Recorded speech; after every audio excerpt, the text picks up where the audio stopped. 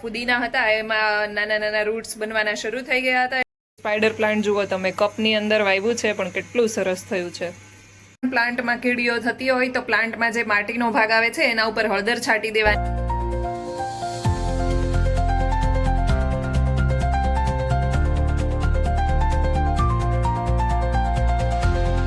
Friends, very good morning, જય Shri Krishna and જય Swaminarayan. I hope કે તમે બધા મજામાં જ હશો. આપણે તપવવા માટે મૂકી દઈએ. બે ભાગમાં ડિવાઈડ કરીને તપવવું પડશે, નહીંતર તો થોડી થોડી વારે હલાવતા રહીશું એટલે નીચે સુધી બધા ચણા તપી જાય. ચાલો, આ બીજી ડીશ બંનેમાં તપવવા મૂકી દીધું છે. જ્યાં સુધી તડકો આવશે ત્યાં સુધી રાખીશું, પછી અંદર લઈ લઈશું. 1-2 દિવસ તપાવીશું એટલે સરસ મજાના થઈ જાય. સ્પાઈડર પ્લાન્ટ જુઓ તમે, કપની અંદર વાવ્યું છે પણ કેટલું સરસ થયું છે. વધારાના કપ હોય એની અંદર તમે આ રીતે વાવી શકો છો. સરસ થઈ ગયું છે. અને આ ફુદીનો મેં આજે સવારે જ વાવ્યો છે. હમણાં શાક લેવા ગઈ હતી તો ફુદીનો લાવી હતી અને પાણીની અંદર રાખી દીધો હતો. આજે સવારે મેં જોયું તો જે ફુદીના હતા એમાં નાના નાના રૂટ્સ બનવાના શરૂ થઈ ગયા હતા, એટલે મેં વિચાર્યું કે સવારનો ટાઈમ છે તો વાવી દઉં. જો તમારે પ્લાન્ટિંગ કરવું હોય તો સવારે 10 વાગ્યા પહેલાં યા તો પછી સાંજે 6 વાગ્યા પછી એ રીતે કરવાનું, કારણ કે એના જે રૂટ્સ હોય એ તડકો લાગે એટલે એના રૂટ્સ જે હોય એ શ્રિંક થઈ જાય છે અને પ્લાન્ટ છે એ સારી રીતે, મતલબ આપણે જે ચોંટાડીએ તો સરખી રીતે ચોંટતું નથી. એ ગુજરાતીમાં કહેવાય છે ને કે સારી રીતે ચોંટી ગયો છે પ્લાન્ટ, તે સારી રીતે ચોંટતો નથી. અને જો તમે સવારના ટાઈમે કરો તો તડકો ના હોય અને સાંજના ટાઈમે પણ તડકો ના હોય, એટલે સારી રીતે ચોંટી જાય છે આપણો પ્લાન્ટ અને માટીની અંદર રૂટ્સ ડેવલપ કરવા લાગે છે. એટલે સવારે યા તો પછી સાંજે જે નવો પ્લાન્ટ્સ વાવો એ એવી રીતે જ વાવવાનો જો માટી વગર હોય તો. આ મેં તમને હમણાં 2 દિવસ પહેલા બતાવ્યું હતું ને, એની અંદર સરસ મજાનું ફૂલ આવી ગયું છે. હજુ આ એક કળી છે, એમાં પણ આવશે. અને આની અંદર શું થશે તો ખ્યાલ નથી હવે. આમાં તો સરસ ખીલી ગયું છે ફૂલ. આ મેં એકદમ કટ કરી નાખ્યું હતું નીચેથી, તમે જોઈ શકો છો અહીંયા બધું, કેમ કે આની અંદર કીડીઓ બહુ થતી હતી. પરંતુ હવે કીડી નથી થતી કારણ કે મેં આના ઉપર હળદર છાંટી હતી. પ્લાન્ટમાં કીડીઓ થતી હોય તો પ્લાન્ટમાં જે માટીનો ભાગ આવે છે એના ઉપર હળદર છાંટી દેવાની, એટલે કીડીઓ આપણા જે પ્લાન્ટ છે એના ઉપર ચડે નહીં અને પ્લાન્ટ આપણો બગડે નહીં. આમ તો કીડીઓ ચડે એટલે એનો જે રસ હોય એ બધો ચૂસી લે છે અને પ્લાન્ટ આપણો ખરાબ થઈ જાય છે. પરંતુ મેં આ એકવાર ટ્રાય મારી હતી તો મારો સારી રીતે પ્લાન્ટ મોટો થવા લાગ્યો છે અને હમણાં તમને ફૂલ બતાવ્યા એ રીતે ફૂલ પણ આવવા લાગ્યા છે. ચાલો, બપોરનું જમવાનું બની ગયું છે તો ભગવાનને ધરી લઈએ. મિક્સ શાક, પરોઠા, ગાજરનો હલવો, છાશ અને સલાડ. આજે મને થયું કે મારે રોટલી નથી કરવી, એને જગ્યા પર પરોઠા કરું કારણ કે મિક્સ શાક હતું.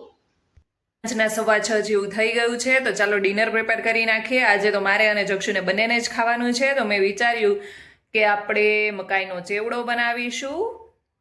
ચણા શેકી લઈએ. કોને કોને મારી જેમ ચણા બહુ જ ભાવે છે એ મને કહેજો. અત્યારે શિયાળામાં ચણા ખાઈ લેવા જોઈએ. તો આપણે ચણા એક બાજુ શેકાવા માટે મૂકી દીધા છે અને અહીંયા મકાઈ કાઢી લીધી છે અને એને હવે ઝીણા ઝીણા પીસમાં કટ કરી લઈશું. મોસ્ટલી તો જે દેશી મકાઈ આવે છે એનો ચેવડો કરવામાં આવે છે, પરંતુ અમારે અહીંયા દેશી મકાઈ મળતી નથી એટલે હું મોટા ભાગે અમેરિકન મકાઈનો જ ચેવડો કરું છું. અમેરિકન મકાઈના જે દાણા હોય છે એ થોડા મોટા આવે છે, એટલે આપણે એને 2 થી 3 લેયરની અંદર કટ કરીશું, જેથી દાણા ઝીણા ઝીણા થઈ જાય અને જે આપણે ચડવા મૂકીશું ત્યારે સરખી રીતે ચડી જાય. તો તમે અહીંયા દાણા જોઈ શકો છો, એકદમ ઝીણા ઝીણા મેં કટ કર્યા છે. હા, આપણે 1 કિલોમાં 2 જ મકાઈ આવી છે, બોલો. કેમ કે છાલ સાથે આપે છે, મતલબ છોતા સાથે, તો છોતાનો અડધો વજન નીકળી જાય. મેં હમણાં મેજર કર્યું તો 670 ગ્રામ જેટલું વજન થયું. 1 કિલો લીધી ત્યારે 670 ગ્રામ વજન થયું. કંઈક સુગંધ જ સરસ મજાની આવી રહી છે.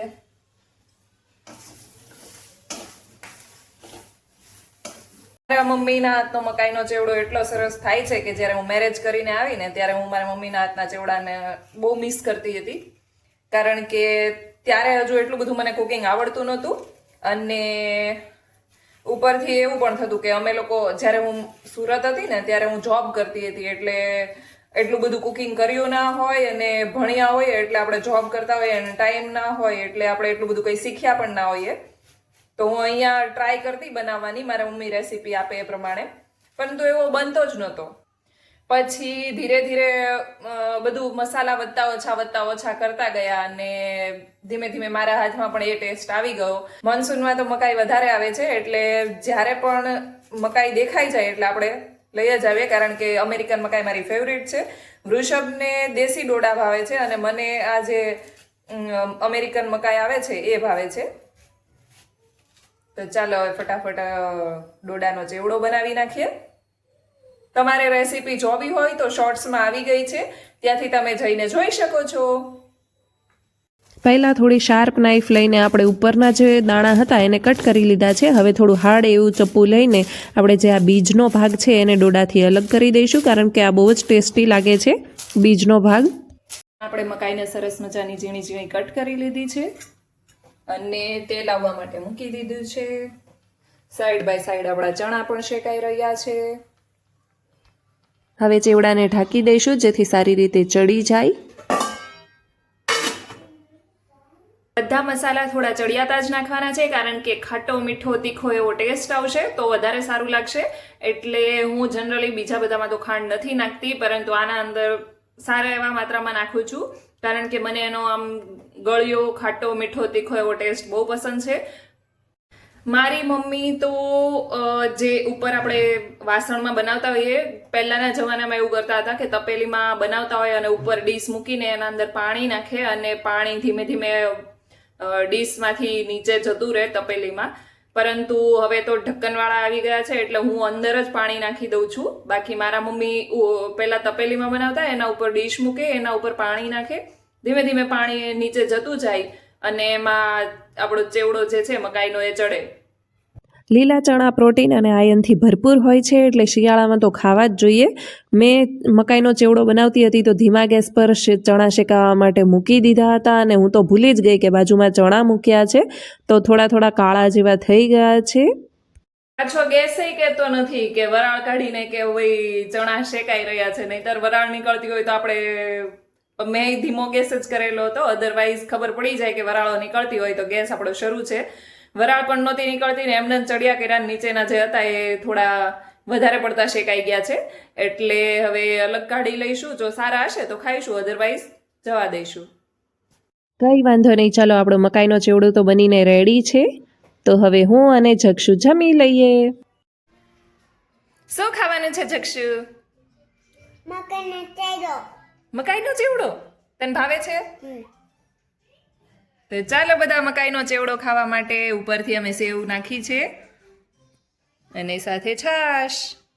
સાંજના વાગી ગયા છે 10:30 અને અમે લોકો બેસી ગયા છે ચણા ખાવા. વૃષભ બી આવી ગયા છે એટલે ચણા ખાઈને હવે સૂઈ જઈએ. આજ માટે બસ આટલું જ. તમને મારો વ્લોગ ગમ્યો હોય તો મારા વિડીયોને લાઇક કરજો. મારી ચેનલ ઉપર નવા હોય તો મારી ચેનલને સબસ્ક્રાઈબ કરવાનું ભૂલતા નહીં. Thank you for watching.